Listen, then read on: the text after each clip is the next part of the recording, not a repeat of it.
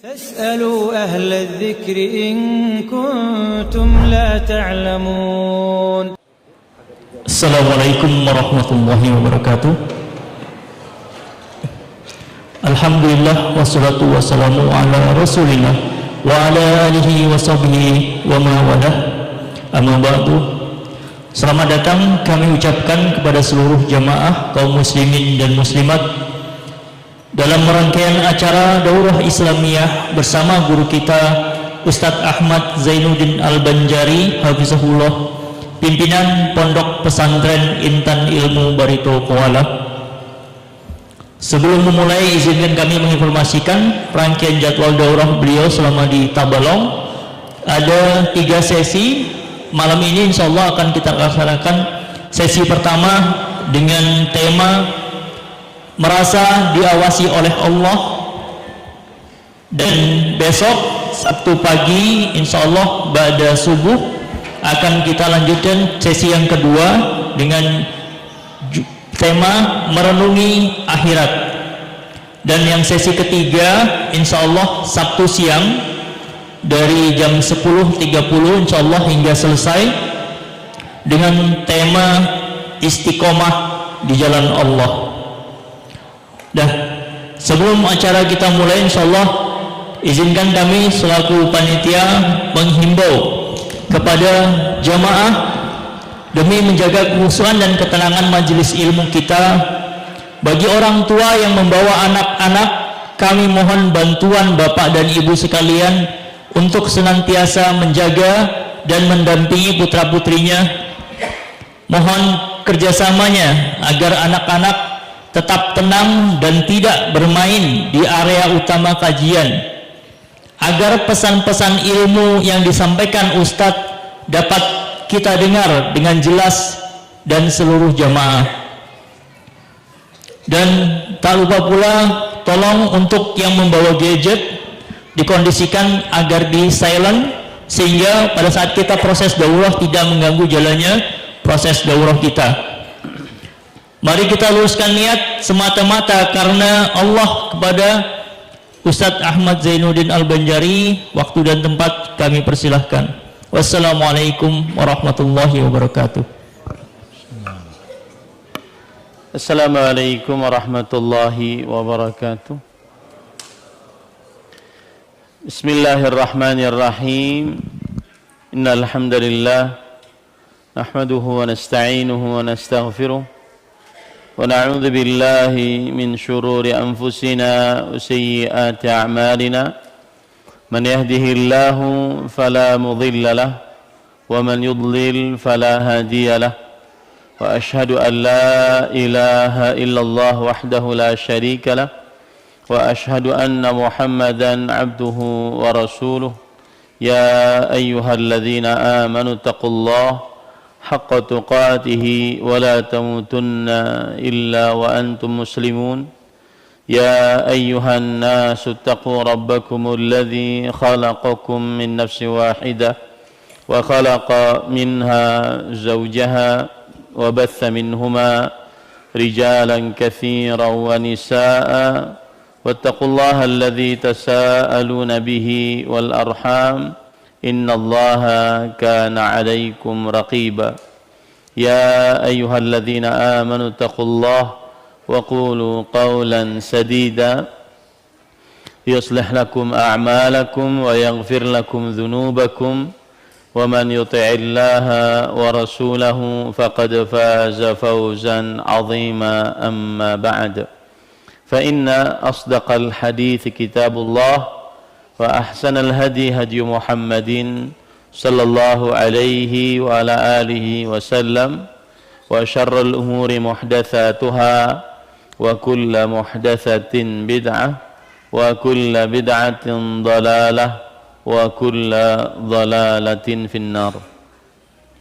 Alhamdulillah, kita bersyukur pada Allah Subhanahu wa taala pada hari ini, hari Jumat malam Sabtu, malam yang ke-28 dari bulan suci Rajab 1447 Hijriah, bertepatan dengan 16 Januari 2026.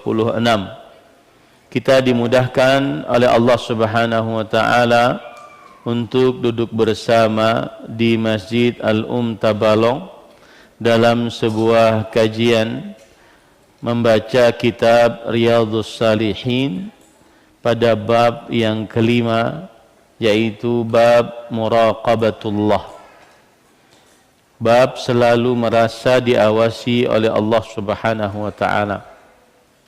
Salawat dan salam semoga selalu Allah berikan kepada Nabi kita Muhammad sallallahu alaihi wa ala alihi wasallam, pada keluarga beliau, para sahabat, serta orang-orang yang mengikuti beliau sampai hari kiamat kelak. Dengan nama-nama Allah yang husna dan sifat-sifatnya yang ulia, kita berdoa, Allahumma inna nas'aluka ilman nafi'an wa rizqan tayyiban wa amalan mutaqabbala. Allahumma amin. Ahibati fillah, afani Allah wa iyyakum. Bapak, Ibu, saudara-saudari jamaah Masjid Tabalong, Kalimantan Selatan yang saya cintai karena Allah. Semoga Allah Subhanahu wa taala selalu memberikan afiat pada kita di dunia dan di akhirat. Pada kesempatan kali ini kita membaca bab yang kelima dari kitab Riyadhus Shalihin. Penulis mengatakan babul muraqabah, bab kelima, merasa diawasi oleh Allah Subhanahu wa taala. Dan al-muraqabah secara bahasa diambil dari kata kerja raqaba yuraqibu, dan arti raqaba adalah lahadha yulahidhu atau hafadha yuhafidhu, yang artinya selalu memperhatikan dan selalu menjaga, selalu memperhatikan dan selalu menjaga. Wa nadhara ma ya'ulu ilaih, dan melihat apa yang akan terjadi, melihat apa yang akan terjadi. Ini arti muraqabah secara bahasa. Adapun arti muraqabah secara istilah syariat, dia adalah dawamu ilmil abdi wa tayaqqunuhu bittila'illahi wa tayaqqunihi bittila'illahi alaihi fi zahirihi wa batinihi fayahmiluhu dhalika 'ala al-istiqamah wa tarkil ma'siyah wal ikhlasi fi ta'ah. Muraqabah secara istilah syariat artinya adalah selalu merasa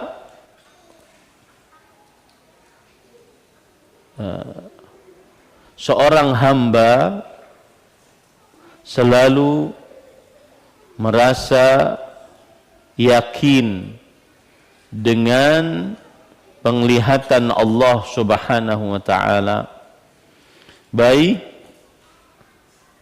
di hadapan khalayak ramai atau saat sendirian, yang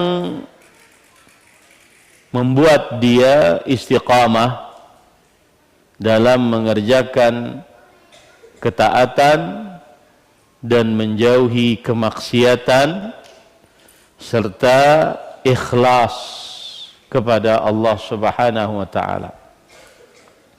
Saya ulangi, seorang hamba selalu merasa yakin dengan pengawasan Allah Subhanahu wa taala, baik secara lahir ataupun batin, di hadapan khalayak ramai ataupun saat sendirian, sehingga hal itu mendorongnya untuk istiqamah, meninggalkan maksiat, mengerjakan ketaatan, dan ikhlas di dalam beribadah kepada Allah Subhanahu wa taala. Itulah yang disebut dengan muraqabah. Kita hamba-hamba Allah selalu terus-menerus meyakini dan sadar bahwa Allah Subhanahu wa taala selalu mengawasi kita, baik di dalam qalbu kita atau di dalam urusan lahiriah kita,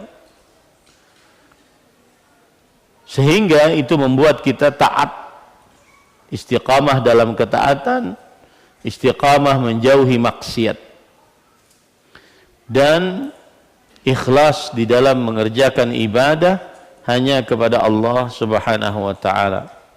Berarti berdasarkan pengertian ini, maksud dari muraqabah harus ada beberapa unsur di dalam muraqabah ini. Yang pertama adalah keyakinan seorang hamba bahwa Allah mengawasinya. Yang kedua adalah yang diawasi bukan hanya urusan lahiriah, tetapi juga batiniyah.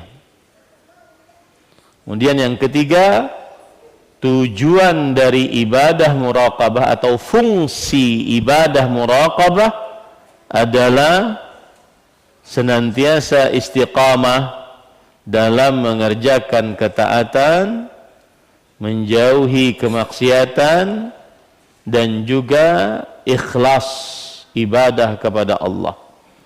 Itulah 3 unsur di dalam poin muraqabah.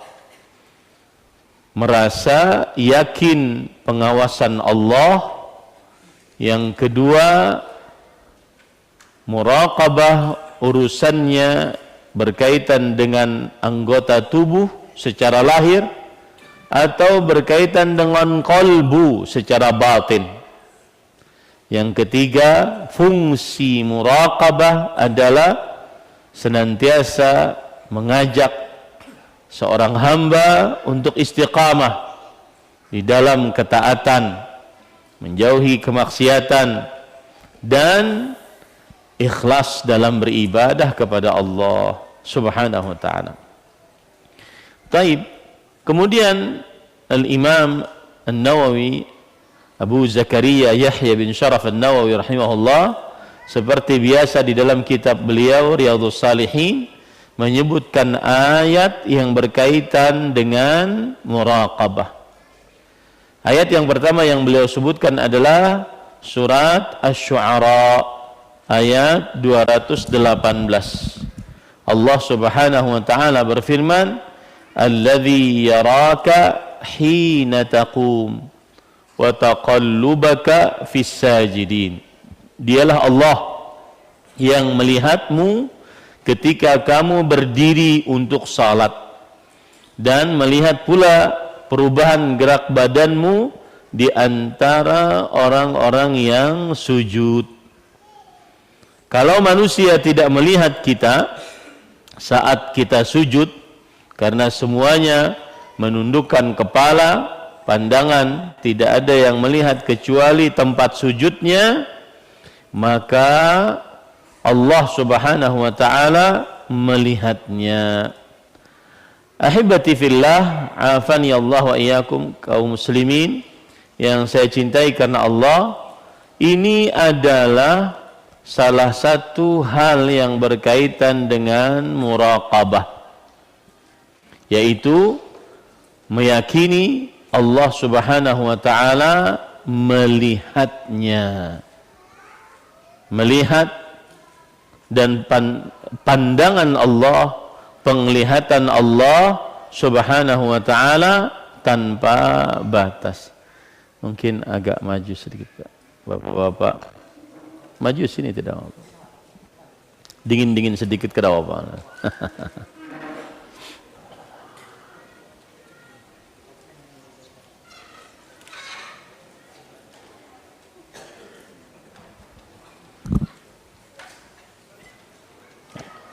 Yang sini maju. Panitia mengarahkan agar ke dalam. Yang di sini maju. Biar tidak menghalangi jalan. Taib. Ayat ini salah satu faidahnya adalah berkaitan dengan muraqabah, bahwa al-muraqabah la tatahaqqaq illa bi thalathati umur. Muraqabah selalu merasa diawasi oleh Allah, hamba yakin Allah mengawasinya baik secara lahir ataupun batin, yang membuat dia akhirnya istiqamah, mengerjakan ketaatan, menjauhi kemaksiatan, istiqamah dalam keikhlasan dalam beribadah kepada Allah. Maka muraqabah yang seperti ini tidak akan terjadi kecuali dengan 3 perkara. Yang pertama yang berkaitan dengan ayat ini, yaitu meyakini bahwa Allah Subhanahu wa ta'ala melihatmu, melihat amalan yang kamu kerjakan. Yakin itu apa? Yakin itu adalah iman. Imam Al-Qayyim rahimahullah mengatakan al-yaqin al-iman. Dan di antara yang disebutkan oleh para ulama rahimahumullahu ta'ala adalah yang pertama ilmul yaqin, kemudian yang kedua haqqul yaqin, kemudian yang ketiga ainul yaqin. Yaqin artinya dia mengilmui, mengimani bahwa Allah Subhanahu wa ta'ala melihatnya. Kemudian setelah itu ainul yaqin, haqqul yaqin, benar-benar meyakini bahwa Allah Subhanahu wa ta'ala melihatnya.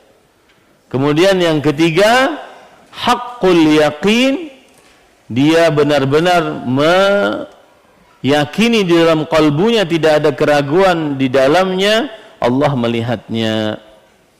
Maka di dalam ayat ini bahwa Allah Subhanahu wa ta'ala melihat kita, ini salah satu dari 3 perkara yang menjadikan seseorang muraqabah, yaitu Allah meyakini Allah melihat apa yang kita perbuat. Dalam surat Asy-Syu'ara tadi ayat 12, 218 dan 220, alladzi yaraka hina taqum, dialah Allah yang melihatmu saat kamu berdiri sedang salat, wa taqallubaka fis sajidin, dan gerak-gerikmu saat sujud bersama orang-orang yang sujud.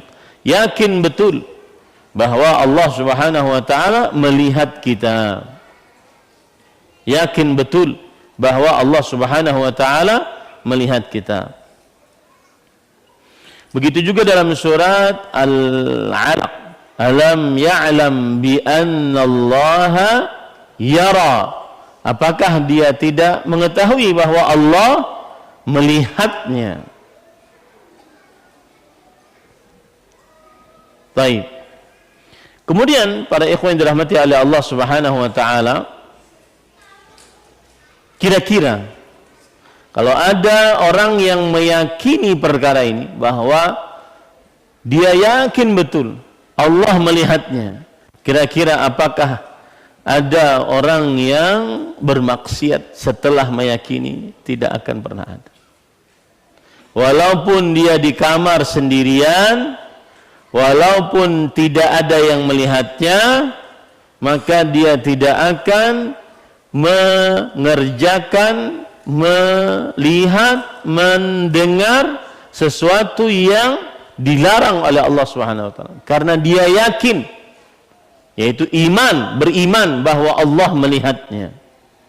Berarti siapa yang melanggar larangan saat dia sendirian, apalagi di tengah orang banyak, maka ini berarti kurang yakinnya tentang penglihatan Allah Subhanahu wa taala.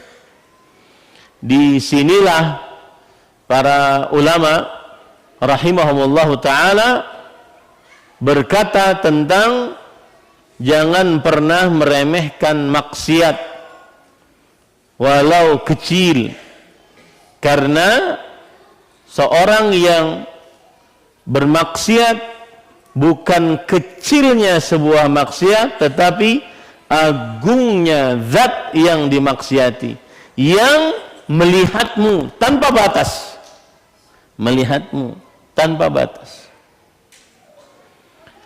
Unsur yang kedua yang dengannya seseorang bisa muraqabah, meyakini bahwa Allah Subhanahu wa taala mengetahui apa saja, baik yang nampak ataupun yang tersembunyi, bahkan yang di dalam kalbu Allah Subhanahu wa taala mengetahuinya. Ya'lamu kha'inatal a'yun wa ma tukhfis sudur. Sebagaimana firman Allah dalam Al-Qur'an, Allah mengetahui kha'inatal a'yun, mata-mata yang berkhianat, dan apa yang tersembunyi atau apa yang disembunyikan di dalam dada. Surat Ghafir ayat 19. Ini unsur yang kedua agar tegak muraqabah, meyakini bahwa Allah Subhanahu wa taala mengetahui segala sesuatu, mengetahui apa yang telah terjadi, apa yang sedang terjadi, dan apa yang akan terjadi. Jikalau terjadi, bagaimana terjadinya, Allah Subhanahu wa taala mengetahui, maha mengetahui. Ini para ikhwan yang dirahmati oleh Allah Subhanahu wa taala. Bahkan yang terbesit di dalam kalbu Allah Subhanahu wa taala mengetahuinya. Saya beri contoh, misalkan ayat yang saya bacakan tadi, yaitu surat Ghafir ayat 19. Para ulama tafsir, di antaranya Imam Ibnu Katsir rahimahullah, berkata terhadap ayat ini, yukhbiru ta'ala an ilmihi tam al-muhiti bi jami'il asya. Allah Subhanahu wa taala mengabarkan tentang ilmunya yang sempurna, yang mencakup seluruh perkara, jaliliha wa haqiriha, yang besar ataupun yang kecil, saghiriha wa kabiriha, yang kecil ataupun yang jelas ataupun yang tersembunyi, yang besar ataupun yang kecil. Liyahdharan nasu ilmahu fihim, agar manusia berhati-hati terhadap ilmu pengetahuan Allah Subhanahu wa taala tentang diri mereka, bahwa Allah mengetahuinya. Fayastahyu minallah haqqal haya, maka dia malu terhadap Allah dengan sebenar-benar malu. Sebagian orang lebih malu kepada manusia dibandingkan kepada Allah yang melihatnya tanpa batas, yang mengetahui perbuatannya tanpa batas. Wa yattaquhu haqqa taqwa. Kalau sudah meyakini Allah mengetahuinya, maka akhirnya dia bertakwa kepada Allah dengan sebenar-benar takwa. Wa yuraqibuhu muraqabata man ya'lamu annahu yarah, dan dia mengawasi Allah Subhanahu wa taala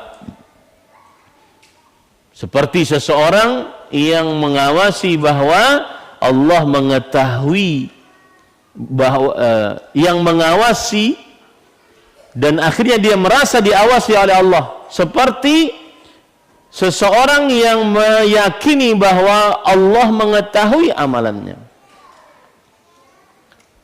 Meyakini Allah Subhanahu wa taala mengetahui amalannya. Fa innahu ta'ala ya'lamul 'ainal kha'inah. Allah mengetahui mata yang berkhianat. Wa in abdat amanah. Meskipun memperlihatkan matanya amanah di hadapan orang-orang, matanya amanah, Allah tetap tahu mata yang berkhianat. Wa ya'lamu ma tantawi 'alaihi khabayas sudur min adh-dhamair was-sarair. Dan Allah mengetahui apa yang tersembunyi di dalam hati. Apa yang dimaksud dengan mata yang berkhianat? Abdullah bin Abbas radhiyallahu anhu mengatakan, huwa ar-rajul yadkhulu ala ahli al-bait baitahum. Dia adalah seorang lelaki yang masuk ke dalam sebuah rumah, sebuah keluarga. Wa fihim al-mar'atul hasna. Di tengah keluarga tersebut terdapat perempuan yang cantik rupanya. Au tamurru bih, atau perempuan tersebut melewati si lelaki tersebut. Wa bihimul mar'atul hasna. Dan di tengah-tengah mereka terdapat perempuan yang cantik tadi. Fa idza ghafalu lahadha ilaiha. Kalau seandainya keluarga si perempuan ini tidak perhatian kepada si laki-laki ini, maka laki-laki tersebut akan lahadha ilaiha, akan menoleh kepadanya, memperhatikannya. Fa'idha fatinu ghadda. Kalau keluarga si perempuan ini sedang sadar dan mengawasi laki-laki tersebut, maka dia menundukkan pandangannya. Fa'idha ghafalu lahadha, fa'idha fatinu ghadda basarahu anha. Kalau seandainya keluarga perempuan ini sedang lalai, tersibukkan dengan sesuatu, tidak perhatian kepada laki-laki ini, dia menoleh kepada perempuan tersebut. Dan terus begitu. Itulah yang disebut dengan mata yang berkhianat. Wa qad ittala Allah min qalbihi annahu wadda allau ittala ala farjiha. Dan Allah Subhanahu wa taala mengetahui dari kalbunya bagaimana kalau seandainya terbuka kemaluannya. Allah tahu apa yang diinginkan oleh kemaluan. Itulah mata yang berkhianat. Dan ini unsur yang kedua agar tegak muraqabah, meyakini Allah melihatnya. Dan pengetahuan Allah, meyakini Allah mengetahuinya. Dan pengetahuan Allah Subhanahu wa taala meliputi segala sesuatu. Perhatikan sini para ikhwan. Allah itu huwal awwalu wal akhir. Allah yang awalan dan yang akhiran. Pengetahuan Allah ini disebut oleh para ulama adalah ihatah zamaniyah. Pengetahuan Allah secara waktu awalan dan akhiran. Artinya tidak ada yang awal kecuali Allah Subhanahu wa taala mengetahuinya, dan tidak ada yang akhir kecuali Allah Subhanahu wa taala mengetahuinya. Ilmu Allah secara zaman tidak ada batasannya. Yang kedua, ihatah makaniyah, wal awwal wal akhir wal zahir wal batin. Dialah Allah yang paling atas dan yang paling bawah. Tidak ada yang lebih atas daripada Allah, tidak ada yang lebih bawah daripada Allah Subhanahu wa taala. Ini disebut oleh para ulama ihatah makaniyah. Ilmu pengetahuan Allah Subhanahu wa taala mencakup seluruh tempat Tidak ada yang lebih atas daripada Allah, tidak ada yang lebih bawah daripada Allah. Pengetahuan Allah Subhanahu wa taala mencakup seluruh tempat. Mencakup seluruh tempat. Ini para ikhwan yang dirahmati oleh Allah Subhanahu wa taala. Itu unsur yang kedua. Unsur yang ketiga, agar kita muraqabah berdasarkan ayat yang pertama yang dibawakan oleh penulis, yaitu meyakini bahwa Allah mendengar apa saja yang kita ucapkan. Apa saja yang kita ucapkan. Allah Subhanahu wa taala berfirman dalam surat Qaf ayat 18, "Ma yalfidhu min qaul illa ladaihi raqibun atid." Tidak ada yang diucapkan dari ucapan apapun melainkan di sisinya ada raqib, malaikat yang mengawasi, atid, malaikat yang mengintai. Oleh karena itu Rasul sallallahu alaihi wasallam ketika ditanya oleh Uqbah ibn Amir radhiyallahu an, "Ya Rasulullah, man najah?" Wahai Rasulullah, apa keselamatan? Di mana ada keselamatan? Maka beliau menjawab, "Amsik 'alaika lisanak." Jaga lisanmu. Wal yas'aka baituk. Dan diam di rumahmu, lapang dengan rumahmu. Wabki 'ala khati'atik. Dan tangisi kesalahan-kesalahanmu. Sekarang kita sangat mudah tidak menjaga lisan, baik secara langsung ataupun secara media sosial. Semua dikomentari.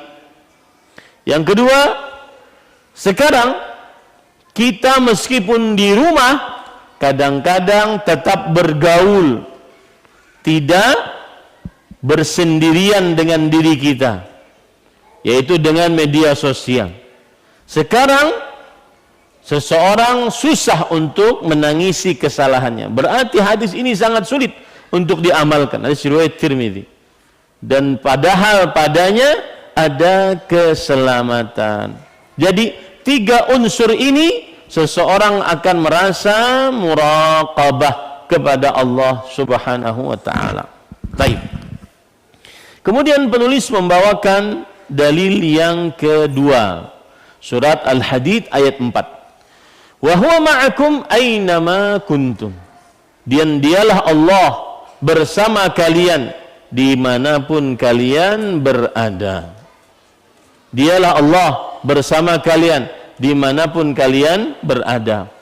Para ikhwah yang dirahmati oleh Allah Subhanahu wa taala, di dalam ilmu akidah ini namanya adalah sifat al-ma'iyyah, sifat Allah yang berupa kebersamaan Allah Subhanahu wa taala. Dan Allah Subhanahu wa taala sifat kebersamaannya ada 2 macam. Sifat ma'iyyatun 'ammah wa ma'iyyatun khassah. Sifat kebersamaan Allah yang umum bersama seluruh makhluk. Yang kafir, yang muslim, yang fajir, yang taat, yang ahli maksiat, yang ahli ketaatan. Allah bersama seluruh makhluknya. Ini disebut dengan sifat ma'iyyah 'ammah. Sifat kebersamaan Allah yang umum, yang maknanya adalah Allah Maha mengetahui. Allah Maha mengetahui seluruh hambanya. Allah Maha mendengar seluruh hambanya. Allah Maha melihat seluruh hambanya. Ini namanya sifat kebersamaan Allah yang umum. Nah, kemudian sifat kebersamaan Allah yang khusus adalah yang Allah berikan hanya kepada orang-orang yang beriman dan bertakwa. Seperti misalkan Allah Subhanahu wa taala berfirman di dalam banyak ayat dalam Al-Quran, innallaha ma'a, sesungguhnya Allah subhanahu wa ta'ala bersama orang-orang yang bersabar. Innallaha ma'as sabirin, sesungguhnya Allah bersama orang-orang yang sabar. Surat Al-Baqarah ayat 153. Wa'lamu annallaha ma'al muttaqin, ketahuilah oleh kalian seluruhnya Allah bersama orang-orang yang bertakwa. Surah Al-Baqarah ayat 194. Kemudian Allah Subhanahu wa taala juga berfirman di dalam Al-Qur'an, surat Al-Baqarah ayat 249, wallahu ma'as sabirin, dan Allah bersama orang-orang yang sabar. Ini semua adalah kebersamaan yang khusus yang dimiliki hanya orang-orang yang beriman dan orang-orang yang dicintai oleh Allah Subhanahu wa taala. Di antara ayat yang lain adalah Allah Subhanahu wa taala berfirman dalam surah Al-Anfal ayat 19, wa annallaha ma'al mu'minin, dan sesungguhnya Allah bersama orang-orang yang beriman. Ini semua adalah kebersamaan yang khusus. Yaitu apa makna kebersamaan yang khusus? At-ta'yid, yaitu pemberian kekuatan. Wat-taufiq, pemberian petunjuk kepada orang-orang yang beriman. Nah, apabila seseorang meyakini bahwa Allah Subhanahu wa taala bersamanya, maka dia akan sangat muraqabah. Terutama orang yang beriman. Allah bersama orang yang beriman, bertakwa, bersabar, maka Allah akan senantiasa mengawasinya. Intinya ayat ini memberikan pelajaran kepada kita. Salah satu cara agar bisa muraqabah, meyakini bahwa Allah bersama kita. Taib, Ustaz, ada pertanyaan. Ustaz, bukankah Allah beristiwa di atas arsy? Maka para ulama mengatakan Allah beristiwa di atas arsy ba'inun min khalqih, terpisah dari makhluknya, tetapi dia bersama hambanya. Apa bersama hambanya? Ilmunya, penglihatannya, pendengarannya. Dan seorang hamba jika meyakini Allah maha mengilmuinya, melihatnya, mendengarnya, maka niscaya dia akan merasa selalu diawasi dan muraqabah kepada Allah Subhanahu wa taala. Baik. Kemudian para ikhwan yang dirahmati oleh Allah Subhanahu wa taala, di antara ayat juga surah An-Nahl ayat 128. Innallaha ma'al ladzina taqaw wal ladzina hum muhsinun. Sesungguhnya Allah bersama orang-orang yang bertakwa dan orang-orang yang berbuat ihsan. Di sini terdapat pelajaran menarik. Nanti saya akan jelaskan lebih dalam, tetapi karena saya baca ayat ini saya jelaskan bahwa orang yang muraqabah salah satu tandanya adalah dalam beramal selalu ihsan, selalu berbuat amal yang terbaik, tidak asal-asalan. Sholatnya tidak asal-asalan, puasa Ramadannya yang sebentar lagi tidak asal-asalan, kemudian zakatnya tidak asal-asalan, kemudian berhaji berumrahnya tidak asal-asalan, senantiasa selalu merasa bersama Allah Subhanahu wa taala, membuat dia muraqabah, dan muraqabah menghasilkan ihsan, dan ihsan tingkatan yang paling tinggi dalam Islam, dan dialah muraqabah. Salatnya tidak asal-asalan, 5 menit lagi sebelum azan maghrib baru salat asar.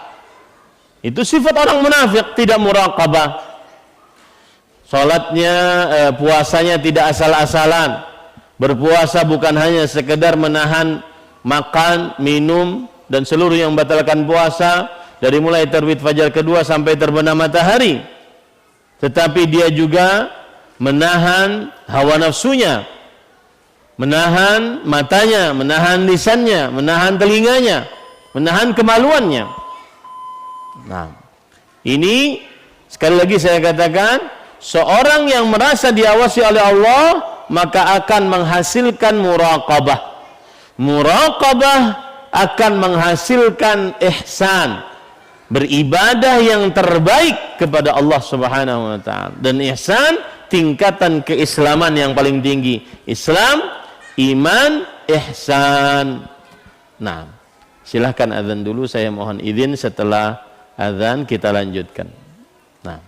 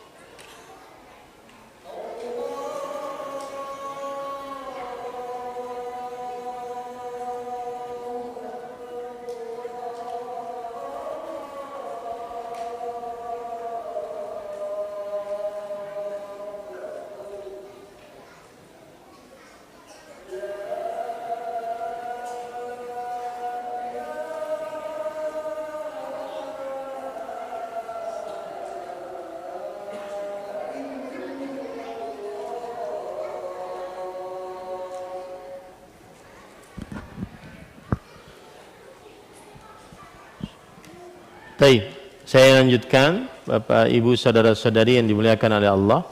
Tadi sudah kita baca bahwa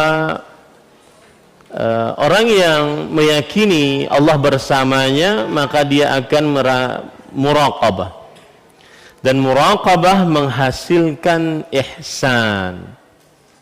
Sekarang saya akan bacakan beberapa faidah orang yang muraqabah kepada Allah Subhanahu wa taala. Apa buah manis merasa diawasi oleh Allah Subhanahu wa taala? Apa buah manis merasa diawasi oleh Allah? Sebagaimana sudah saya sebutkan tadi, yang pertama adalah dia akan ihsan. Ihsan yaitu berbuat sebaik-baiknya di dalam pengabdian dia kepada Allah. Salatnya, berusaha memaksimalkan keikhlasan hanya untuk Allah.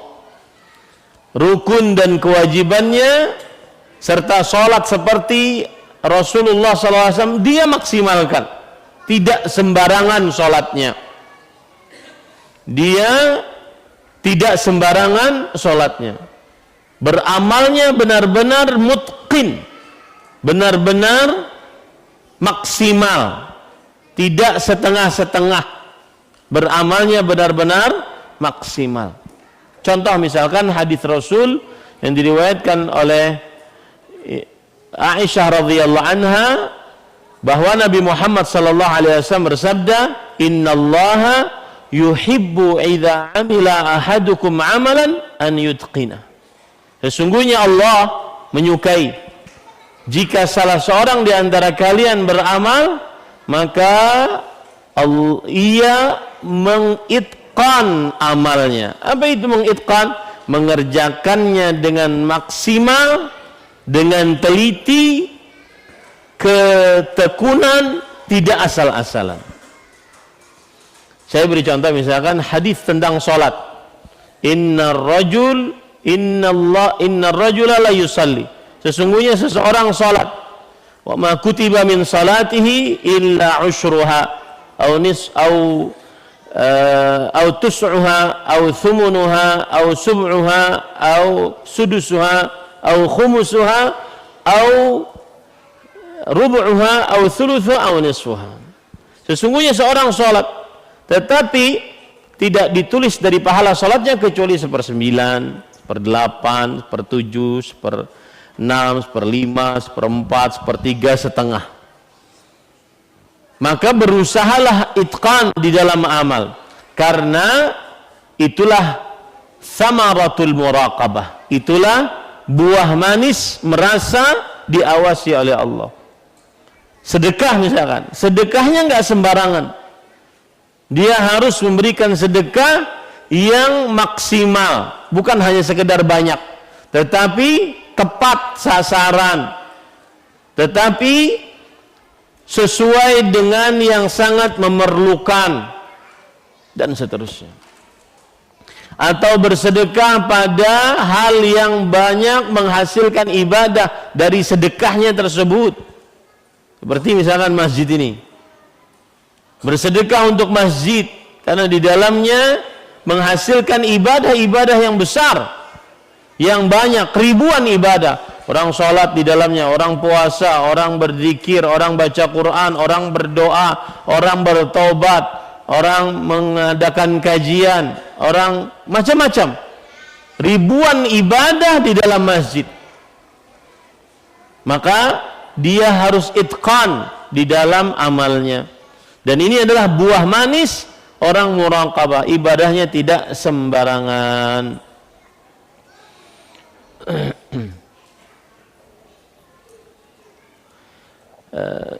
Salat misalkan, sekali lagi saya sebutkan salat. Rasulullah SAW bersabda, "Man hafadha 'alaiha kanat lahu nuran wa burhanan wa najatan yaumal qiyamah." Siapa yang selalu menjaga salat, maka baginya cahaya, petunjuk, keselamatan. Menjaga itu tanda itqan. Menjaga waktunya, menjaga berjamaahnya, menjaga saf pertamanya, menjaga kekhusyuan hatinya, menjaga keikhlasannya, selalu menjaga itqan di dalam beramal. Contoh lagi bersedekah dalam hadis yang diriwayatkan oleh Abu Hurairah radhiyallahu an, "Innallaha ta'ala yaqbalu sadaqah wa ya'khudhuha bi yaminihi fayurabbiha li ahadikum kama yurabbi ahadukum mahrahu hatta innal luqmah latasiru mithla Uhud." Yang artinya, sesungguhnya Allah menerima sedekah dan mengambilnya dengan tangan kanannya dan membesarkan pahalanya sebagaimana seseorang membesarkan hartanya, memperbanyak hartanya. Sampai-sampai dia sedekahkan hanya satu suapan saja, maka satu suapan tersebut bisa menjadi sebesar gunung Uhud. Kenapa? Karena sedekahnya dengan itqan, dengan ketelitian, kesempurnaan. Itulah yang menjadi faidah dari muraqabah. Kemudian para ikhwan yang dirahmati oleh Allah, contoh yang lain puasa yang saya sebutkan tadi. Man shama ramadhana imanan wa ihtisaban ghufira lahu ma taqaddama min dhanbi. Siapa yang berpuasa karena iman? Apa itu puasa karena iman? Puasa yang bukan hanya sekedar ikut-ikutan, tetapi dia meyakini bahwa ini kewajiban. Saya menahan makan, minum dan seluruh yang membatalkan puasa dari mulai terbit fajar kedua sampai terbenam matahari karena kewajiban datang dari Allah. Saya yakini itu, bukan hanya ikut-ikutan. Maka ini harus selalu diletakkan dalam hati. Wahtisaban dan ihtisab. Ihtisab artinya adalah berpuasa dengan semangat. Bagaimana perkataan Abu Sulaiman Al-Khattabi rahimahullah, an yasumahu ala ma'na raghbah fala yastatilu li ayyami wala yastafqilu li siyami. Berpuasa dengan penuh semangat dan merasa panjang harinya, tidak merasa berat puasanya. Semakin haus semakin semangat, semakin lama puasanya semakin semangat. Itu namanya ihtisab. Ini yang mendatangkan ghufira lahu ma taqaddama min dzambi, diampuni dosanya telah. Bukan puasa yang diancam oleh Rasul sallallahu alaihi wasallam hanya dapat lapar dan haus, dan itu ada. Rubba saim hadhu min siyami al-ju' wal 'atash. Berapa banyak, yaitu sangat banyak orang yang berpuasa, bagian dari puasanya hanya dapat lapar dan haus. Haji misalkan, haji harus itqan, umrahnya harus itqan, ya, karena itulah fungsi muraqabah. Haji yang benar-benar mendatangkan pahala seperti dia pulang dari hajinya seperti dia keluar dari rahim ibunya. Man hajja falam yarfuth walam yafsuq. Siapa yang berhaji, dia tidak berkata-kata kotor, keji, porno saat hajinya. Yang dibicarakan cuma antara pusar dan lutut saja saat hajinya. Dan itu kebiasaan. Kalau sudah di sini kebiasaan, nanti di mana-mana juga akan kebiasaan. Sampai orang sedang wukuf di Arafah membicarakan itu. Walam yafsuq, dan tidak bertengkar, berbuat kefasikan, berbuat dosa saat hajinya. Dia karena muraqabah, maka hajinya itqan, sempurna. Itulah yang menghasilkan pulang haji seperti tidak punya dosa, seperti lahir dari rahim ibunya. Yang kedua, para ikhwan yang dirahmati oleh Allah Subhanahu wa taala, muraqabah menghasilkan ikhlas, merasa ikhlas, meniatkan ibadah hanya karena Allah Subhanahu wa taala. Tidak ingin dilihat kecuali oleh Allah, tidak ingin mengharap pahala kecuali hanya dari Allah. Itu ikhlas. Allah tatluba ala amalik syahidan ghairallah. Yang artinya tidak mencari yang melihat amalmu dan mengganjar pahalamu kecuali Allah. Itu ikhlas. Nah, orang muraqabah tujuannya, fungsinya adalah dia ikhlas dalam beramal ibadah. Makanya saya sering mengatakan, semakin tersembunyi semakin ikhlas. Apa saja amalmu yang kamu bisa amalkan secara tersembunyi, maka sembunyikanlah. Kecuali untuk satu tujuan, yaitu dicontoh oleh orang banyak, maka boleh memperlihatkan. Seperti kisah man sanna sunnatan hasanah fil Islam fa alaihi wizruha wa wizru man amila biha ila yaumil qiyamah min ghairi an yanqusa min ujurihim syai'an. Siapa yang mencontohkan sunnah yang baik, maka dia akan mendapatkan pahalanya dan pahala orang yang mencontohnya sampai hari kiamat, tidak mengurangi pahalanya sedikit pun. Amalan apapun yang bisa disembunyikan, sembunyikanlah. Meskipun dia boleh diperlihatkan, sembunyikanlah. Tetapi kalau seandainya amalannya disyariatkan untuk diperlihatkan, tidak boleh disembunyikan. Misalkan sholat berjamaah, jadi imam, jadi muadzin, sholat Jumat, maka ini tidak bisa disembunyikan. Tetapi amalan-amalan yang bisa disembunyikan, maka hendaknya dia sembunyikan. Karena itu adalah menghasilkan keikhlasan. Muraqabah menghasilkan keikhlasan. Para ikhwan yang dirahmati oleh Allah Subhanahu wa taala. Yang ketiga adalah muraqabah menghasilkan al-khauf min Allah. Takut kepada Allah. Bahkan khasyatullah. Takut kepada Allah karena mengenal Allah. Itu bedanya khauf dengan khasyah. Al-khauf adalah takut kepada Allah. Wal khasyah adalah khaufun ma'al khasyah, ma'al ma'rifah. Takut kepada Allah karena mengenal Allah Subhanahu wa taala. Orang yang muraqabah merasa selalu Allah mengawasinya, maka dia takut kepada Allah. Dan takut itu yang menghasilkan dia menjauhi maksiat-maksiat Allah Subhanahu wa taala. Contoh misalkan saat hadis riwayat Bukhari tentang seorang laki-laki yang mencintai seorang perempuan, kemudian dia sudah memberikan hartanya kepada perempuan tersebut, dia sesuai dengan permintaan perempuan tersebut, kemudian dia ingin menggauli perempuan tersebut, lalu sang perempuan mengatakan, ittaqillah la tafuddul khatam illa bihaqqih. Takutlah engkau kepada Allah, tidak boleh keperawanan ini pecah kecuali dengan kebenaran. Maka orang tersebut meninggalkan wanita yang dicintainya dan hartanya. Kenapa? Karena muraqabah, merasa diawasi oleh Allah, menghasilkan rasa takut kepada Allah Subhanahu wa taala. Sedikit tentang rasa takut ini saya menyimpang. Perhatikan baik-baik para ikhwah. Di zaman sekarang, zaman media sosial, hampir semua orang bermain media sosial. Maka para ulama zaman sekarang sudah sering mengingatkan bahwa media sosial sina'atul khauf. Media sosial pembuat rasa takut, rasa resah, rasa gelisah, khawatir, pembuat rasa sedih.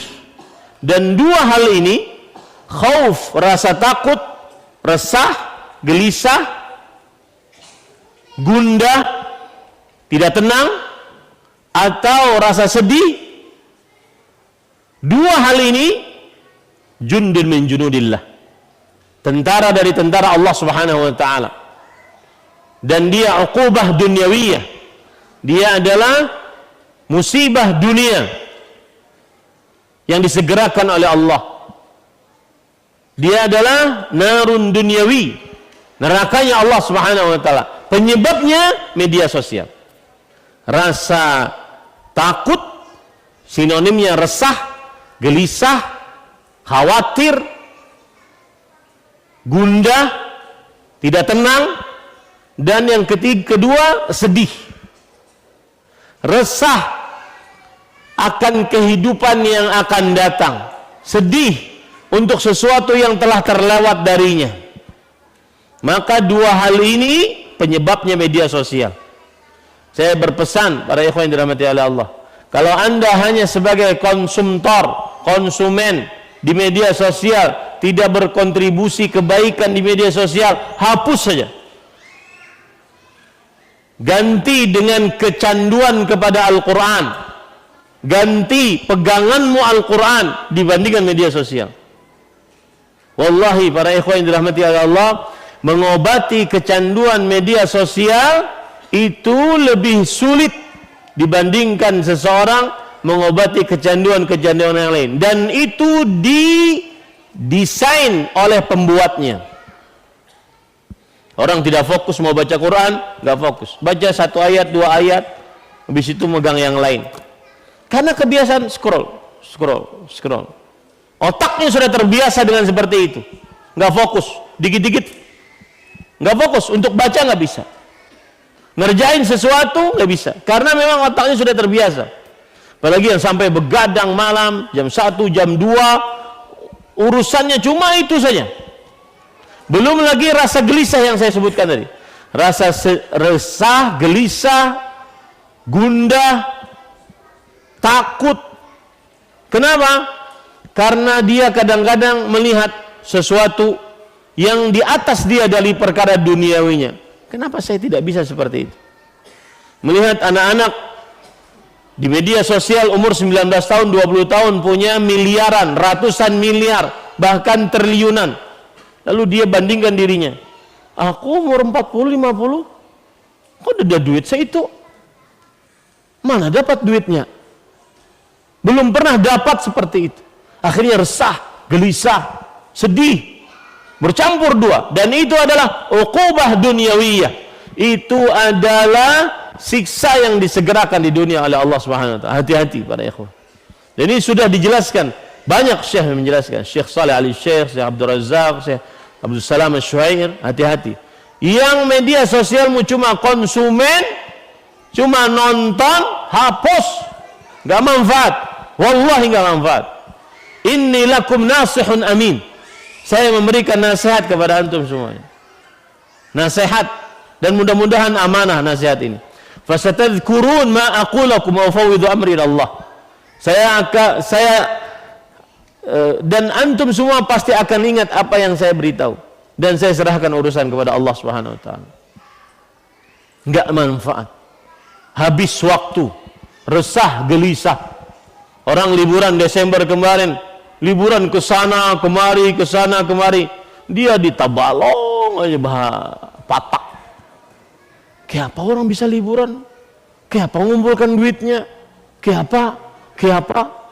Orang kadang-kadang gajian sebulan belum lagi sehari habis, tutup lubang gali lubang. Kayak apa? Resah, gelisah. Hati-hati ini para ikhwan yang dirahmati oleh Allah Subhanahu wa taala. Nah, kembali ke masalah perasaan. Makanya perhatikan. Orang yang wali Allah, yang dihilangkan oleh Allah dari mereka dua hal. Anugerah pertama wali Allah adalah dua hal, yaitu dihilangkan dari mereka rasa takut, resah, gelisah, gundah, merana, tidak tenang, sesak dada, sedih. Dihilangkan oleh Allah dalam surat Yunus ayat 62. Ala inna awliya Allah la khaufun alaihim wa lahum yahzanun.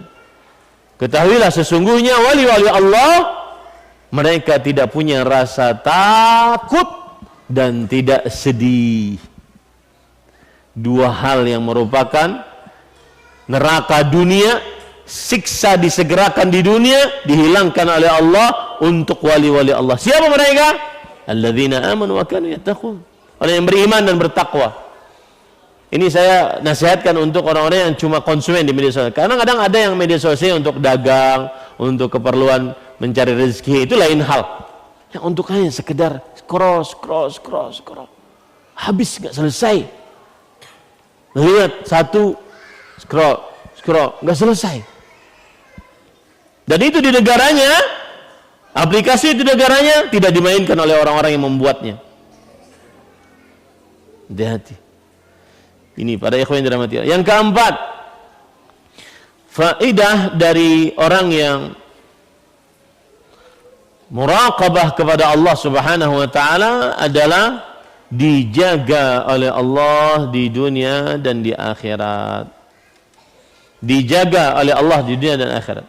Contoh paling nyata, Nabi Yusuf alaihi salam. Orang yang menegakkan muraqabah kepada Allah. Ketika istri gubernur Mesir Al-Aziz mengatakan, "Hai talak, ayo Yusuf ke sini."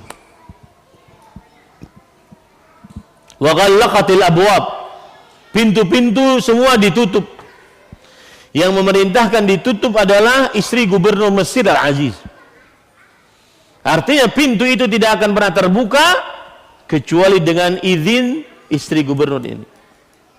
Dan para ulama rahimahumullah menyebutkan godaan yang dihadapi oleh Nabi Yusuf saat itu banyak. Yang pertama, saat itu beliau masih muda. Dan anak muda syahwatnya lebih dahsyat daripada orang tua.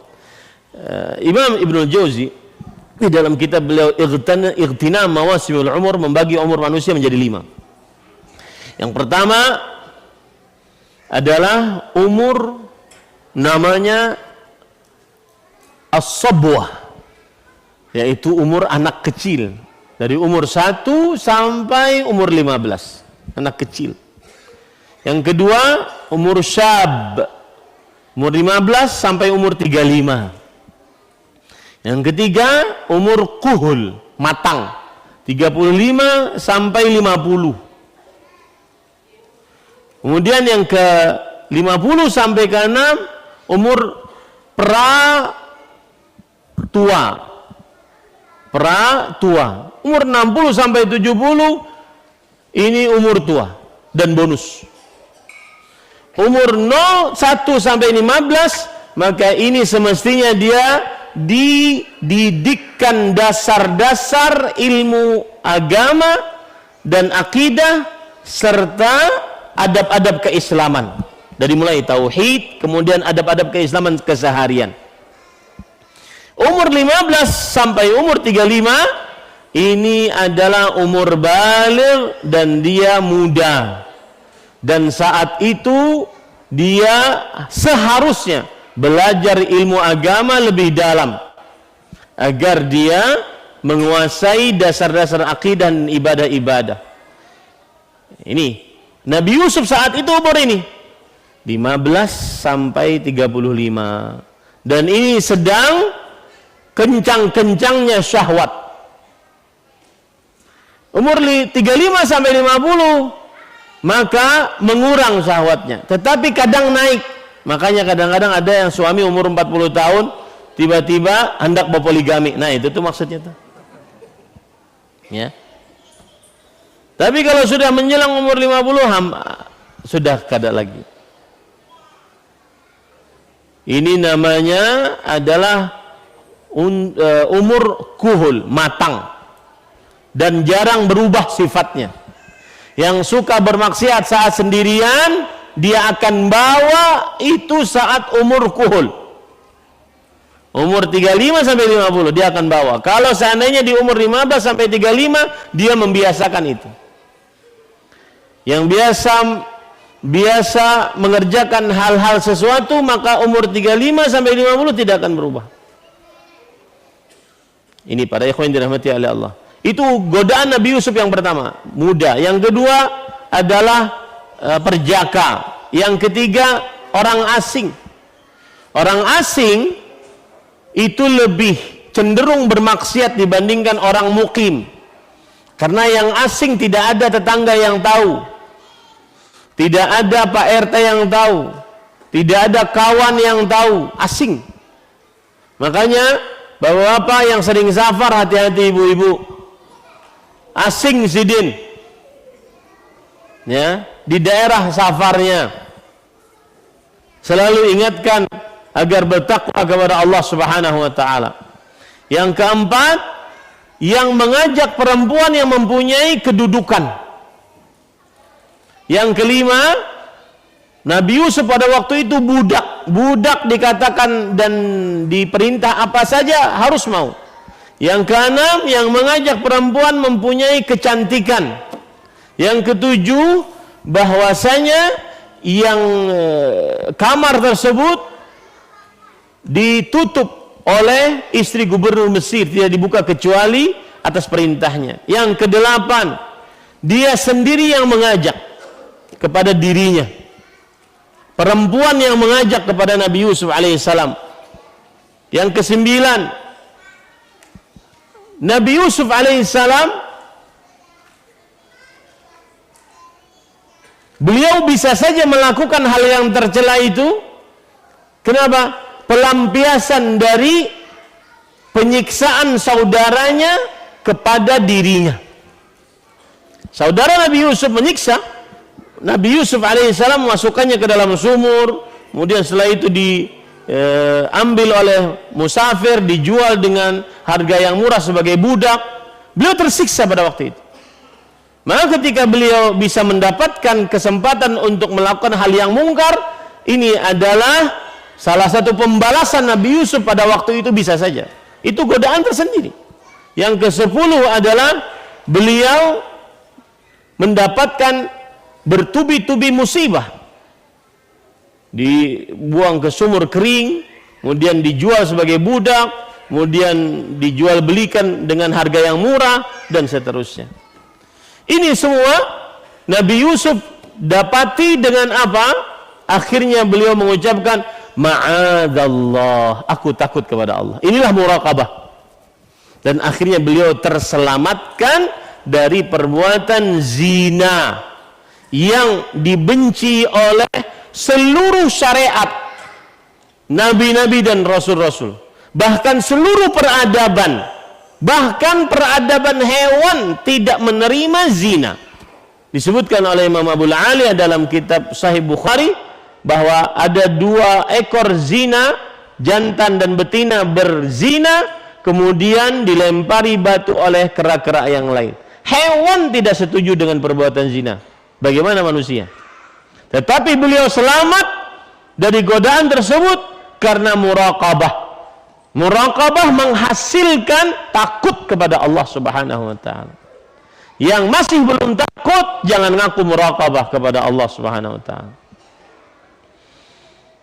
Contoh yang lain lagi, Rasul sallallahu alaihi wasallam bersabda tentang 7 orang yang akan dinaungi di hari kiamat, tidak ada naungan pada saat itu. Yang pertama adalah imamun adil. Kenapa bisa adil? Karena muraqabah. Padahal dia bisa saja berbuat zalim, kuasa di tangannya. Dia bisa memerintah, dia bisa melarang. Yang kedua, syabun nasya'a fi ta'atillah, fi ibadatillah. Pemuda yang tumbuh berkembang dalam beribadah kepada Allah. Kenapa bisa seperti itu?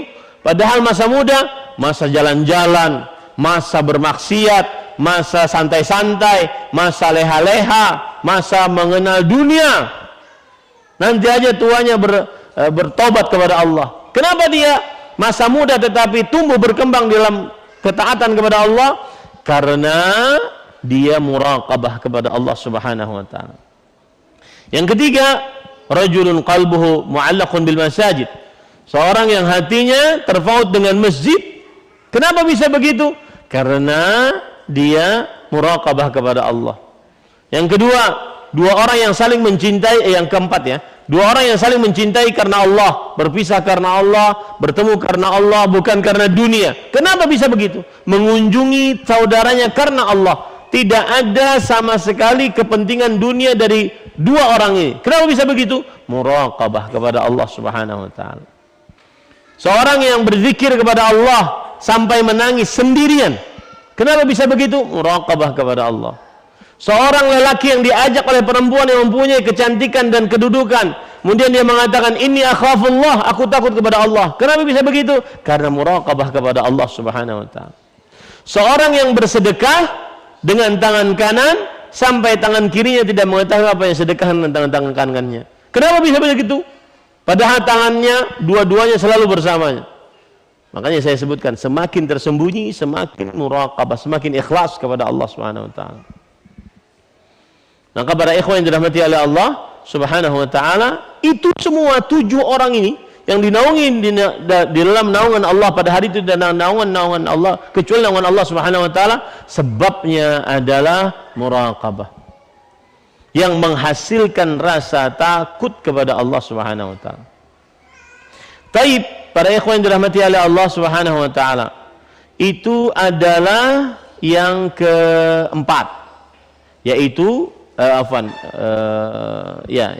yang pertama tadi muraqabah kepada Allah menghasilkan itqanul amal, beramal dengan teliti. Yang kedua menghasilkan keikhlasan. Yang ketiga menghasilkan rasa takut kepada Allah Subhanahu wa taala. Kemudian yang keempat yang sudah saya jelaskan tadi, menghasilkan penjagaan Allah Subhanahu wa taala.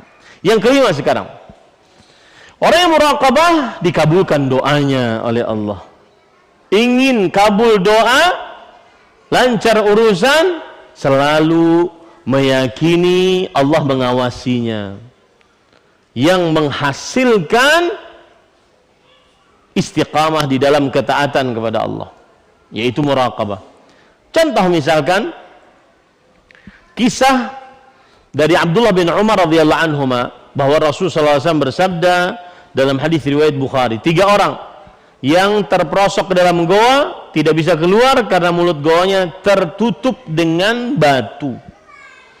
Salah satunya berdoa kepada Allah, wahai Allah Subhanahu wa taala, sesungguhnya aku mempunyai 2 orang tua, bapak ibu, dan aku tidak mendahulukan untuk memberikan minuman dan harta kepada keluargaku kecuali aku berikan kepada bapak ibuku. Suatu saat aku pulang terlambat, kemudian mereka tertidur dan aku tidak meminumkan air susu kepada mereka karena mereka tertidur. Aku berdiri di sisi kepala mereka dari malam sampai pagi. Sedangkan as-sibyan yatasaghaun, para anak-anak kecilku menangis meraung-raung karena kelaparan. Ini semua hasil muraqabah kepada Allah Subhanahu wa taala. Ya Allah, kalau seandainya amalanku itu ikhlas karena Engkau, fafruj 'anna ma nahnu fi. Keluarkan kami dari sini. Itu yang pertama. Yang kedua, aku mempunyai anak perempuan. Pamanku mempunyai anak perempuan, sepupuku perempuan. Aku cintai dia. Lalu suatu saat dia memerlukan harta, aku beri harta tapi dengan syarat dia wajib melayaniku. Kemudian dia mengatakan, ittaqillah la tafuddal khatam illa bihaqqi. Takutlah kepada Allah, keperawanan ini tidak boleh pecah kecuali dengan kebenarannya. Maka aku tinggalkan dia dan hartaku tinggalkan juga.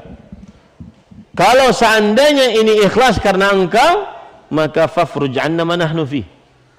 Bebaskan kami dari apa yang kami dapati sekarang. Yang ketiga, para ikhwan yang dirahmati oleh Allah, adalah seorang majikan yang takut kepada Allah, muraqabah kepada Allah, sehingga menjaga gaji pegawainya sampai bertumpuk-tumpuk gaji pegawainya menjadi kambing-kambing yang begitu banyak, kambing, onta, dan juga sapi.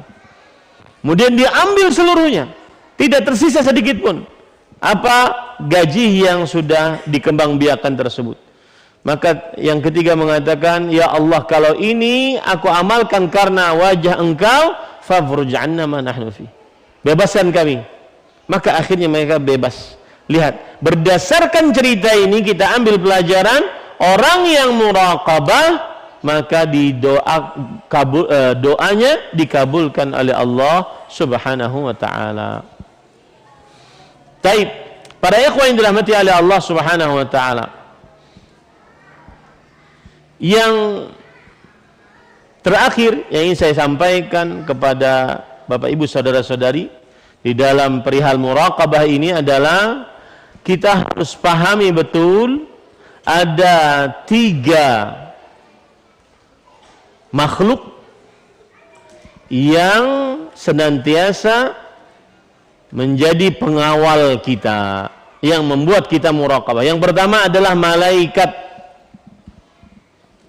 Yang pertama adalah malaikat.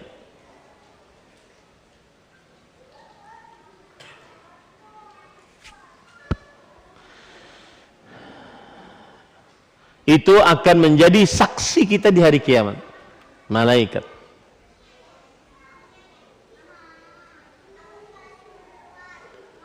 Dan yang kedua, anggota tubuh kita akan menjadi saksi kita pada hari kiamat. Sebagaimana disebutkan oleh Allah Subhanahu wa taala dalam surat Fussilat ayat 20 sampai 24. Hatta idza ma ja'uha syahida 'alaihim sam'uhum wa absaruhum wa juluduhum bima kanu ya'malun. Sampai jika mereka datang, maka pendengaran mereka, penglihatan mereka, bahkan kulit mereka akan menjadi saksi terhadap apa yang telah mereka perbuat. Wa qalu li juludihim bima syahidtum alaina. Lalu manusia mengatakan kepada kulit-kulit mereka, kenapa kalian bersaksi atas kami? Qalu antaqana Allah alladzi antaqa kulla syai'. Allah yang memberikan kami kuasa agar bisa berbicara sebagaimana Allah telah membicarakan segala sesuatu, membuat segala sesuatu berbicara. Maka ingat baik-baik, semua tubuh kita akan menjadi saksi nanti pada hari kiamat. Ini juga disebutkan oleh Allah dalam surat Yasin. Mana ayatnya?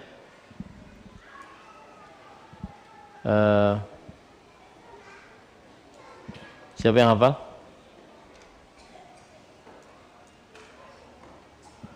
Arjuluhum bima kanu yaksibun. Perhatikan baik-baik, Allah berfirman di dalam Al-Quran, Al-yawma nakhtimu ala afwahim wa tukallimuna aydihim wa tashhadu arjuluhum bima kanu yaksibun. Pada hari ini kami tutup mulut mereka, berkatalah kepada kami tangan mereka, dan memberikan kesaksianlah kaki mereka terhadap apa yang dahulu mereka usahakan. Ingat itu baik-baik, anggota tubuh kita akan menjadi saksi atas kita pada hari kiamat. Yang ketiga, seluruh makhluk dari mulai pohon, gunung, tanah, manusia, jin, hewan akan menjadi saksi di hadapan Allah atas manusia. Atas manusia. Ingin muraqabah? Ingat 3 hal ini. Yang pertama, malaikat akan bersaksi di hadapan Allah Subhanahu wa taala. Yang kedua, anggota tubuh kita akan bersaksi di hadapan Allah Subhanahu wa taala. Yang ketiga, semua makhluk akan bersaksi di hadapan Allah Subhanahu wa taala atas seseorang. Apa dalilnya para ikhwah? Hadis riwayat Imam Ahmad dari Anas bin Malik radhiyallahu anhu. Suatu ketika ada jenazah lewat, kemudian para sahabat memuji mereka, memuji jenazah tersebut. Kemudian Rasulullah SAW bersabda, wajabat, wajabat, wajabat. Pasti, pasti, pasti. Jenazah lain lewat, kemudian orang-orang mencela jenazah tersebut. Orang ini begini, begini, begini. Kata Rasul sallallahu alaihi wasallam, wajabat, wajabat, wajabat. Pasti, pasti, pasti.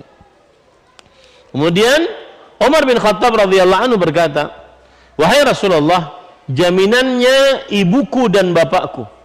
Setiap kali jenazah yang lewat, engkau ucapkan pasti, pasti, pasti. Yang kedua lewat, pasti, pasti, pasti. Apa sebabnya?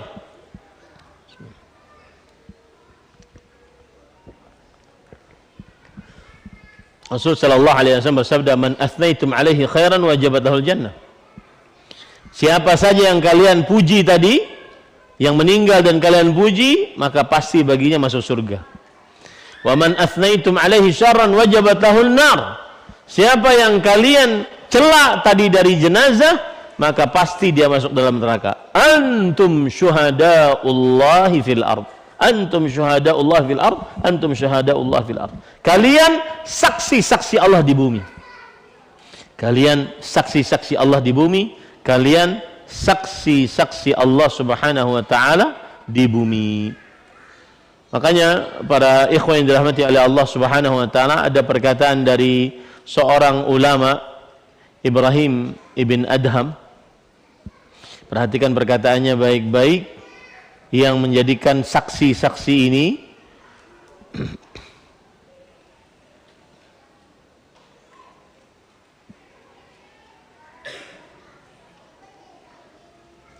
kata Ibrahim ibn Adham,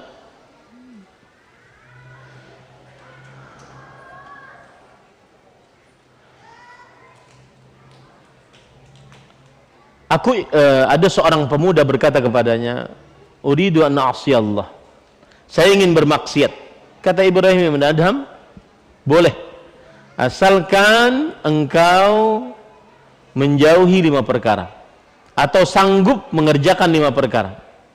Kata pemuda tersebut, a'tinil awal, berikan saya yang pertama, saya akan kerjakan. Qala idza aradta an ta'siyallah fala ta'kul min rizqih, jika engkau ingin bermaksiat kepada Allah, maka jangan makan dari rezekinya. Qala hal hunaka rizqun ghairu rizqillahi azza wa jalla, lalu pemuda itu berkata, apakah ada rezeki selain rezeki dari Allah Subhanahu wa taala? Qala fa kaifa ta'kulu man razaqahu Allah wa man min rizqillah wa ta'sih? Bagaimana engkau makan rezeki Allah lalu engkau bermaksiat? Enggak malu? Enggak malu sama Allah Subhanahu wa taala? Makan dari rezeki Allah lalu kemudian orang bermaksiat. Rizqun an'ama bihi Allahu 'alaik fatuharibullaha bihadzal rizq, alaysa an-nas yuharibuna Allah bi ni'amih? Hal hadza kufranun am ihsan? Hal jazaa'ul ihsan illa al-ihsan? Yang artinya, rezeki Allah berikan kepada engkau, lalu engkau perangi Allah dengan rezeki tersebut. Mata Allah berikan kepada engkau, lalu engkau bermaksiat kepada Allah, perangi Allah dengan matamu tersebut. Bukankah sebagian manusia memerangi Allah dengan rezeki yang Allah berikan kepadanya? Bukankah ini kekufuran? Bukankah ini bukan perbuatan ihsan? Bukankah orang yang diberi kebaikan maka balasannya adalah kebaikan? Makanya para ulama mengatakan khairuhu ilaina nazil wa syarruna ilaihi sa'id. Kebaikan Allah kepada kita itu turun, sedangkan keburukan kita naik kepada Allah Subhanahu wa taala. Yatahabbabu ilaina bin ni'am wa natabaghadu ilaihi bil ma'asi. Yang artinya Allah Subhanahu wa taala mencintai kita dengan cara memberikan nikmat kepada kita, sedangkan kita mencari murka Allah dengan bermaksiat kepada Allah Subhanahu wa taala. Sedikit menyimpang para ikhwah. Membicarakan cinta Allah itu sangat indah dalam kalbu seorang muslim.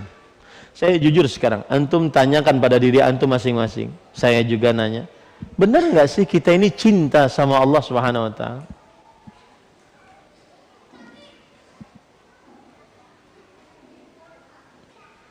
Benar Pak? Cinta sama Allah? Belum. Saya angkat jempol kejujurannya. Saya pernah ngisi kajian dengan judul mencintai Allah Subhanahu wa taala. Lalu ada seorang bapak dengan anaknya anak pesantren. Habis kajian bapaknya berkata, "Itu dalil yang Ustaz sampaikan kamu hafal, kamu tahu? Tahu. Paham yang Ustaz sampaikan? Paham. Sekarang cinta nggak engkau sama Allah?" Belum, Mbah. Belum. Saya akan sebutkan coba. Silakan introspeksi diri masing-masing. Apakah kita benar-benar mencintai Allah Subhanahu wa taala atau tidak? Yang pertama, para ikhwan yang dirahmati oleh Allah, apakah kita rindu ingin ketemu Allah? Rindu mati agar bisa bertemu Allah? Yakin? Yakin tuh? Bukankah kita ingin umur panjang? rindu mati agar bisa bertemu dengan Allah Subhanahu wa taala. Satu. Yang kedua, saat kita sendirian, dengan apa kita ditemani atau apa yang kita perbuat? Apakah bersendirian dengan Allah atau bersendirian dengan maksiat Allah? Begitukah cinta sama Allah? Yang ketiga, apakah kita sabar mengerjakan ketaatan kepada Allah Subhanahu wa taala? Seberapa banyak kesabaran kita dalam taat kepada Allah? Baca Quran saja.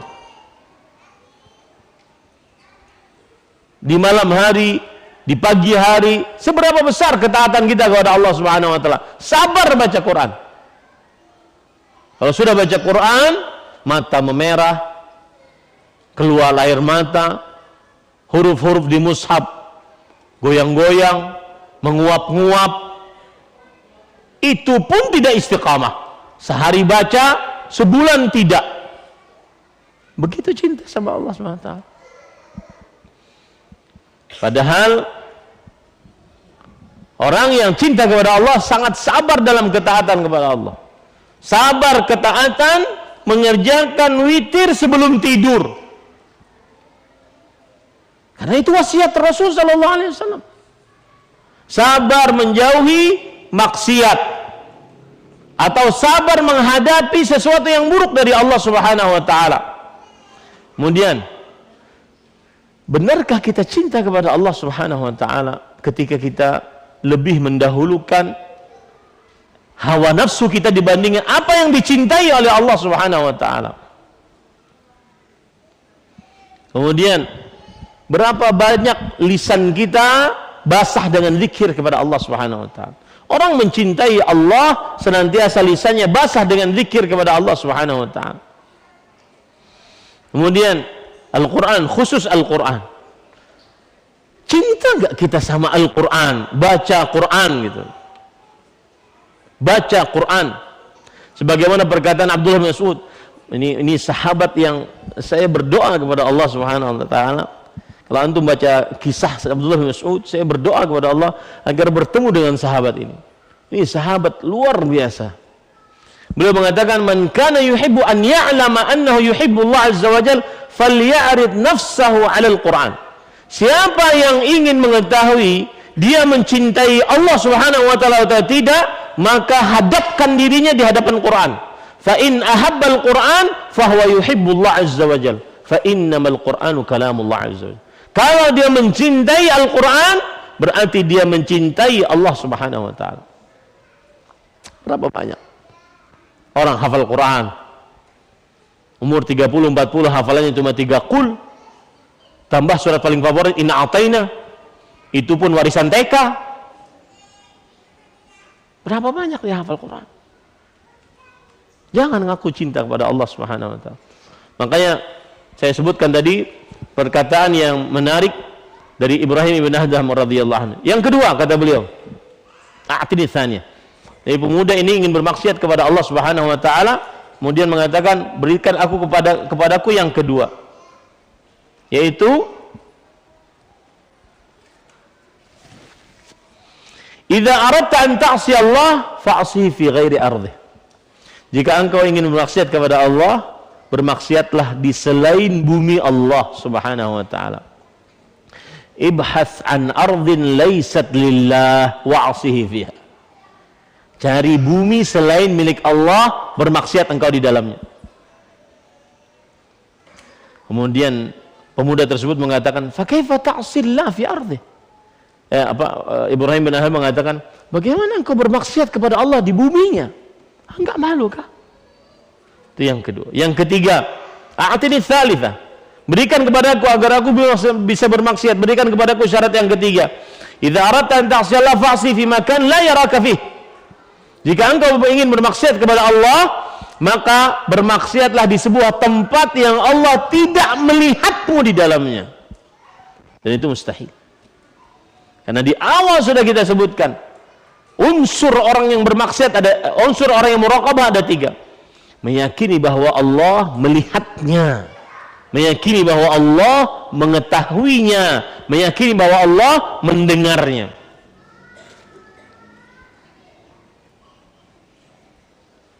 Pemuda tersebut berkata, Ibrahim bin Adham berkata, wa anna tajidu makanan takhtafi fih.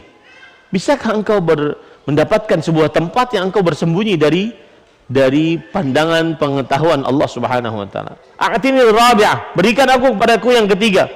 Idza aradta an ta'si Allah wa jaa malakul maut yuridu an yaqbidha ruhak fatlubhu an yumhilaka hatta tatub.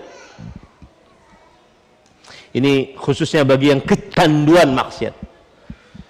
Jika engkau ingin bermaksiat kepada Allah dan saat itu ada malaikat maut datang kepadamu, ingin mencabut nyawamu, maka bilang kepada malaikat tersebut, sebentar, saya ingin bertobat dulu. Artinya apa? Mungkin tidak ada kesempatan untuk bertobat kepada Allah Subhanahu wa taala. Yang kelima, idza aradta an ta'si Allah wa ja'at karrab zabaniyah yajurunaka ila an-nar fala tadhhab ma'ahum.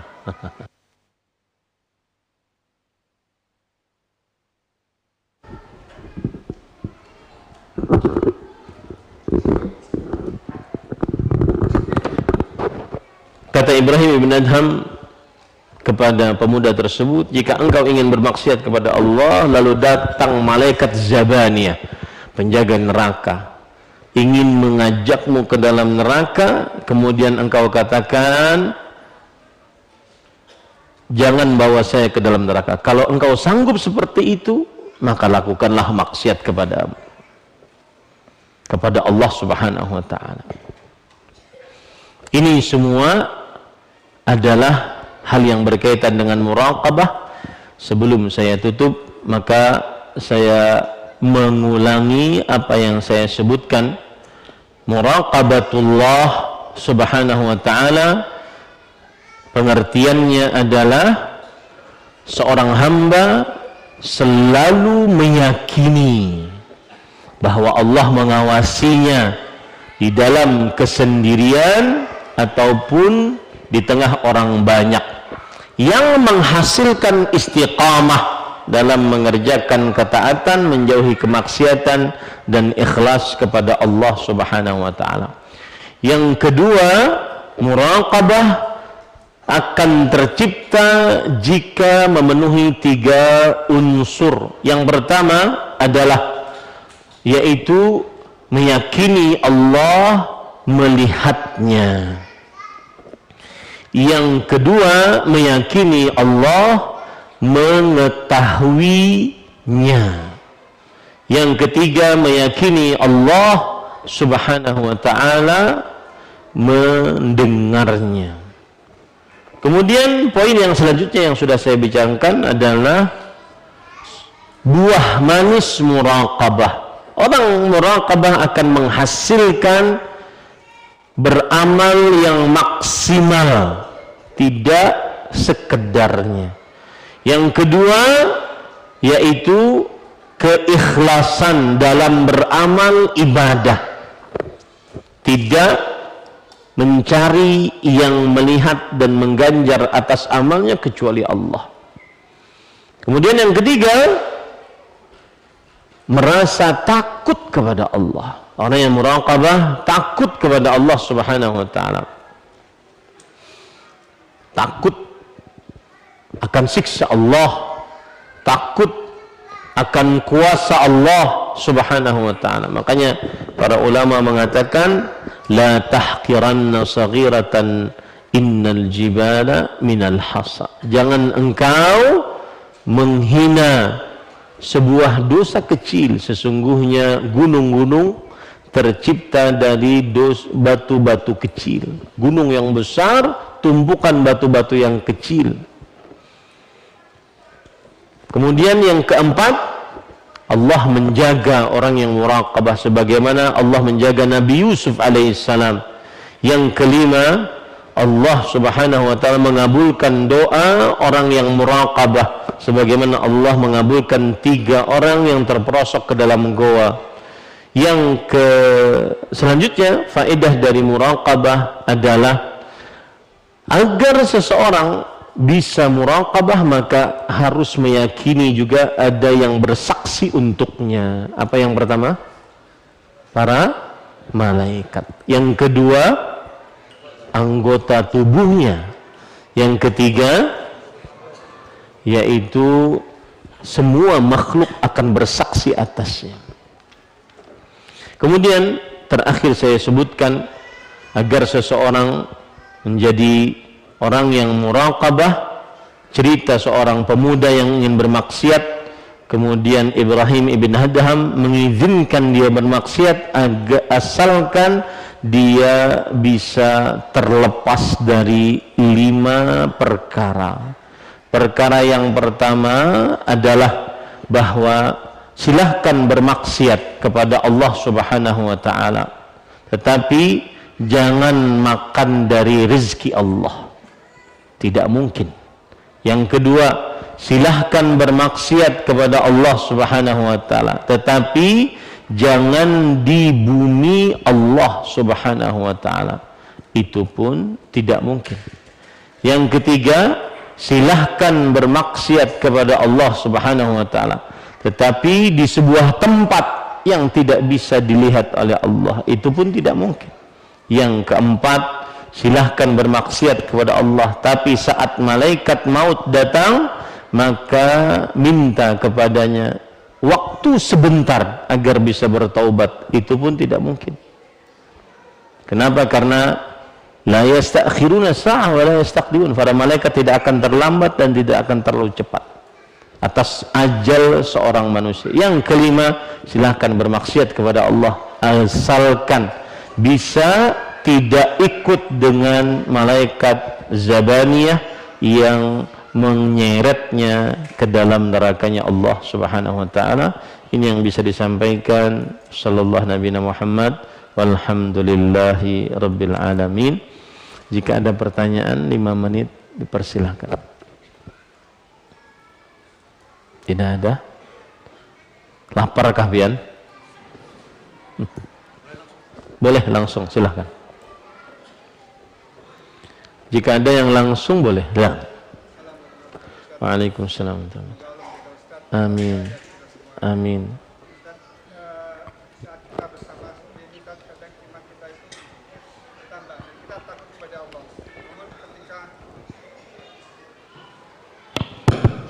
Bismillah. Assalamualaikum warahmatullahi wabarakatuh, Ustaz. Waalaikumsalam. Semoga Allah menjaga Ustaz, keluarga dan kita semua, dan semoga Amin, kita ya selalu mendapat Rabbal hidayah dari Allah Subhanahu wa taala. Amin. Barakallahu fikum. Ustaz, ketika kita bersama-sama seperti ini, iman kita seolah-olah akan naik, Ustaz.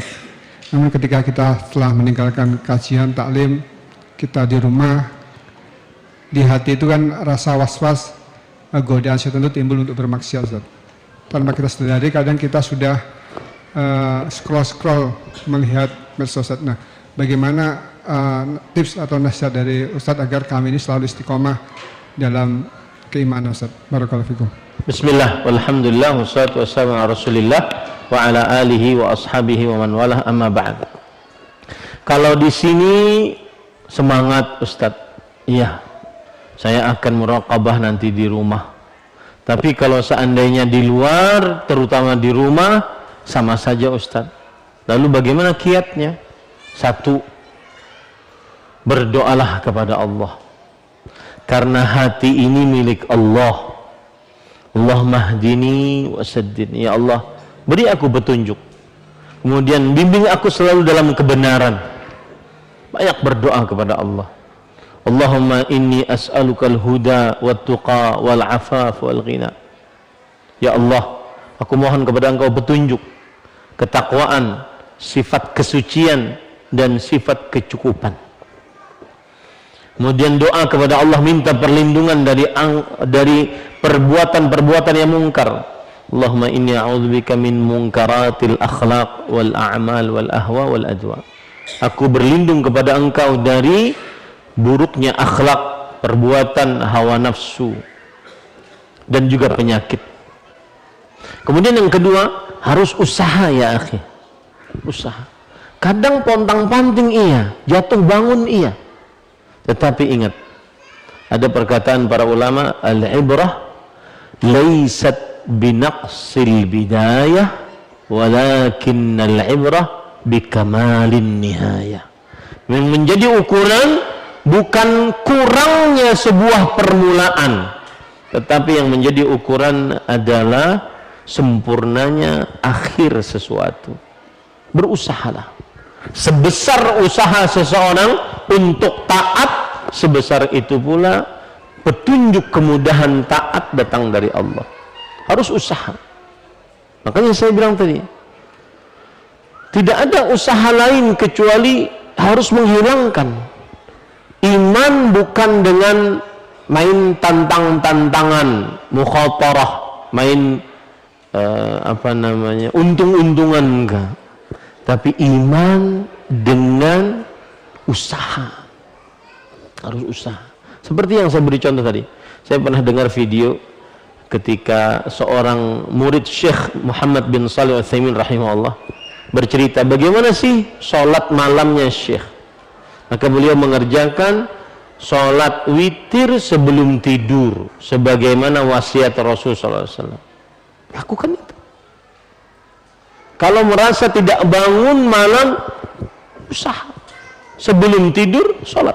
Itu pun ada malasnya. Usaha terus, usaha. Bermaksiat dengan media sosial, usaha. Dan saya pesan, kadang-kadang pada ikhwah, ada orang pernah bilang ke saya, Ustaz, saya ini malu, Ustaz. Kenapa? Orang-orang memuji saya, suara saya bagus, saya dapat sanad, saya begini, saya begitu. Tapi saya tahu diri saya pribadi, Ustaz. Saya ini saat sendirian masih suka dengar musik, masih suka nonton film, masih suka, dan seterusnya. Saya bilang, raqibillah. Selalu merasa diawasi oleh Allah. Harus usaha. Bahkan ada orang pernah habis kajian seperti ini tentang muraqabah, saya makan di sebuah rumah makan, dia kejar sambil nangis-nangis. Susah, Ustaz. Susah sekali. Saya kecanduan film-film yang tidak pantas. Suatu saat saya dengar ceramah Ustaz, 1 GB saya punya film, saya hapus. 2 pekan setelahnya saya download 20 GB. Saya bahkan nontonnya sambil nangis, sambil istighfar. Astagfirullah. Tapi tetap nonton karena kecanduan. Meskipun demikian, maka bertobatlah kepada Allah. Usaha, harus usaha. Seperti yang saya ungkap tadi, ini penemuan yang saya dapatkan setelah beberapa kali juga membaca, ternyata benar. Orang yang suka main media sosial itu susah fokus. Nah, scroll, akhirnya dia mengerjakan sesuatu nggak bisa fokus. Dan itu perlu usaha. Memperbaikinya perlu usaha. Baca Quran nggak fokus, pasti ingin megang. Itu perlu usaha. Bahkan Syekh Abdul Salam Asy-Syuair, salah seorang ahli fikih di kota Riyadh, dan beliau juga pengajar di Masjid Nabawi, beliau mengatakan, tinggalkan, berhari-hari, berpekan-pekan, tinggalkan media sosialnya, ya, tinggalkan, nggak akan rugi. Sekarang kan sebagian orang, ada berita apa nih lagi rame, ya, ini para ikhwan, tinggalkan. Nah, jadi harus ada usaha. Demikian, wallahu a'lam. Ada yang lain? Cukup? Demikian kita cukupkan dengan kafaratul majlis. Kita lanjutkan nanti ba'da subuh dan juga waktu duha. Semoga bisa berhadir. Subhanakallah bihamdik, asyhadu an la ilaha illa anta, astaghfiruka wa atubu ilaik. Wa sallallahu nabiyana Muhammad walhamdulillahi rabbil alamin. Wassalamualaikum warahmatullahi wabarakatuh.